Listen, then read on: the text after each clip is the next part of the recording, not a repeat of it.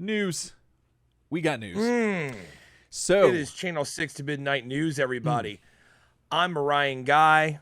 And I'm Eric Crosby. Me, as always, Eric is Crosby. my man, Eric Crosby. Now, Easy, there was a reveal. And it happened to us. Happened to everyone. What was it? Let's get into it. Well, let's get into it, Ryan. What was it? So our friends at Neca, you may have heard of them. They make Turtles figures, and they're really good. And they do a good job. And we like them a lot. They just put out a little thing, little teaser, little, sprinkle of some news. And they did this via Trevor Zammit, who we've talked about before on the show. He normally does a lot of stuff with the Fwooshcast, and all of them, and they recap everything, and that's where we get a lot of our reveals from when they do their show with him. Well, he was a special guest on the YouTube channel Speaky Geeky. That's SPEEKE, or excuse me, KYGEEKY. And they talked about a ton of stuff. And if you go to their channel, find Trevor, you can click on the description and it'll show you the timestamps broken down. You can find that they actually talk about a special reveal, the big takeaway from this review, from this interview. And that is none other than your boy Rex-1, Ryan. Rex-1, right there in the plastic. That's 6 to midnight for me, boys. If you were wondering, if you ever needed, like, if you knew that I needed to be Josh Groban, if you will, just send me a picture of Rex-1, and that'll get me there. But this is Trevor, and he's holding Rex-1, and that is just glorious. I'm so excited about that. Now, piggybacking off of the interview over on Instagram, Brody Perkins, who is the lead digital sculptor for Neca, posted some renders to his Instagram account. You could go check him out on Instagram. That's Brody, BRODIE _ the number 3, the letter D. And he posted some renders.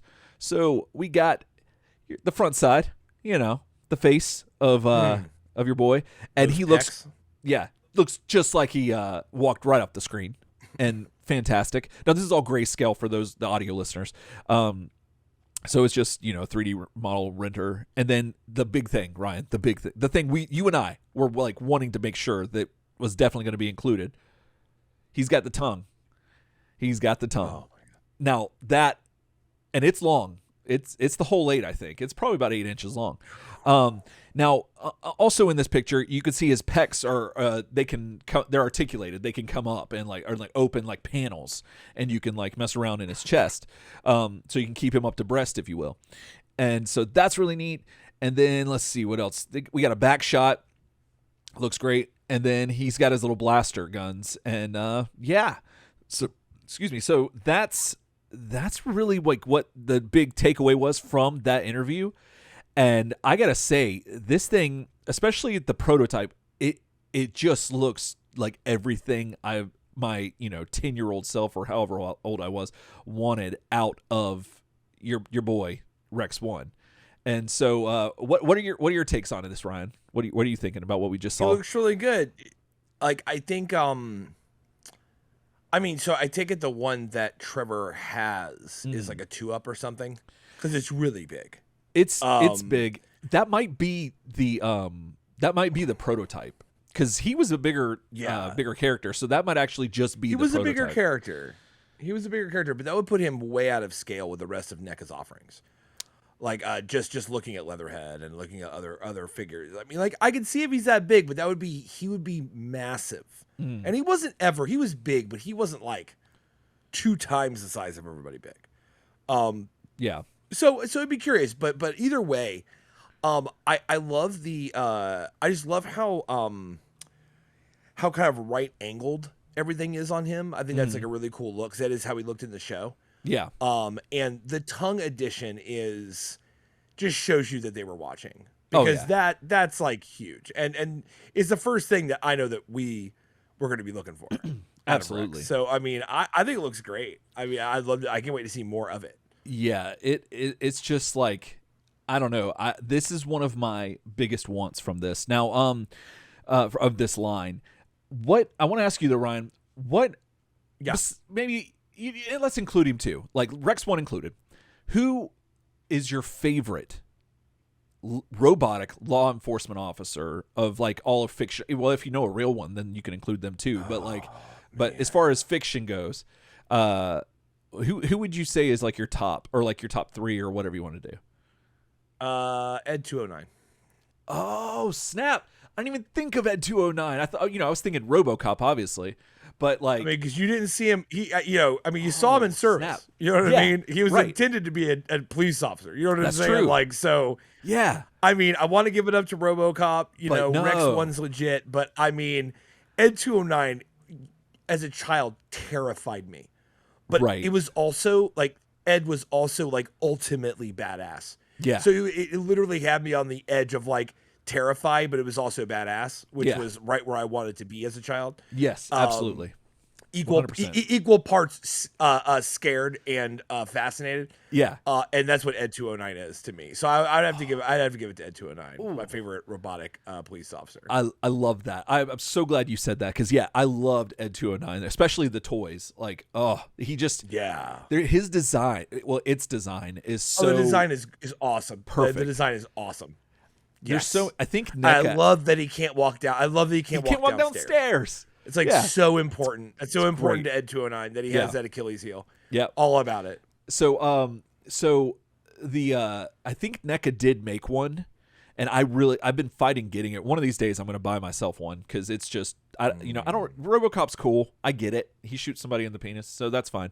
But like, that's a cool thing. But and I like the movies, but Ed 209 just is set apart. I get that. The design on Ed is so good, and the claymate, like kind of the stop motion stuff they did in the movie made him more terrifying. Oh, absolutely. Like, honestly, he made him more terrifying to me. Like just the fact that he did move like kind of jerky. Right. I know that when I watch the movie now, I know that it's not real. It's just stop motion, and that's how it works. But something about like in my when I was a kid, I didn't think that. Yeah. I thought that his movements were kind of. Yeah. And that's like scary as shit. I don't know why. But it's so scary. It's scarier than if he moved smoothly, frankly. Oh, 100%. Now I have a question for you, and this is going to cut right to the heart of it. So I need you to be ready for this. Okay. You gave me a softball, but I'm throwing a heater. Okay. Who do you think Irma from the 87 series actually ended up with? Between Rex-1 and Howie. Dang. Now Howie's got the recency effect. Howie was after Rex, and he had 2 episodes. Right. But I'm just saying, like, what do you think? Who do you think, if they ever had to duke it out, who do you think had it? Who do you think won her heart? See, it's hard to say, because like, there's something about a man in uniform. Got to say that. And he's already proven that he can go the distance, and he's willing to do whatever he needs to do. Put his tongue on the line. Howie didn't have those RPMs. Did not. He might have. Howie can't. It was impossible. Howie had them BPMs, because Howie was a musician. Oh, so he had the BPMs. True. But I don't know if that was enough to get the heart beating fast enough for old Irma. I don't know. The other thing is that Irma's outfit and Rex-1, they match, and that's something that goes a long way. A lot of people won't tell you this. That light blue is very important. Right. Yeah. If you're single and you can, and you're going out on a date, nobody will ever tell you. This is a Turtle Soup exclusive. Like, your boys here, we're going to tell you, keep you right. If you can find out what your first date is going to wear and you match that, then you're like, that's half the battle. Like, you're already there. Yeah. Like, it's a thing, little known secret. So, just that's for you, one to grow on. But yeah. Yes, so I think absolutely. that in regards to that, I think Irma's going to end up with Rex-1. I think she's going to be like, it's the future. She's forward thinking. She's like, in her, what is this? Would that be, I guess if he's a sentient robot, it would still be interspecies, right? Interspecies relationship. Yeah, it would be. So yeah, I could see that. And, who's to judge? I mean, so that's what I'm thinking. It's hard because, but Howie had that emo edge to him. He did. You know what I mean? He had that hunger. Either Irma could get real tired of that. Yeah. or whatever? I mean, I think the answer is yes, because I think that, you know, she marries Howie and she keeps Rex-1 in the dresser drawer. Goodness. Back to you, Eric. Thank you, Ryan. I'm glad God left me that one to grow on. Well, speaking about things that are you always do.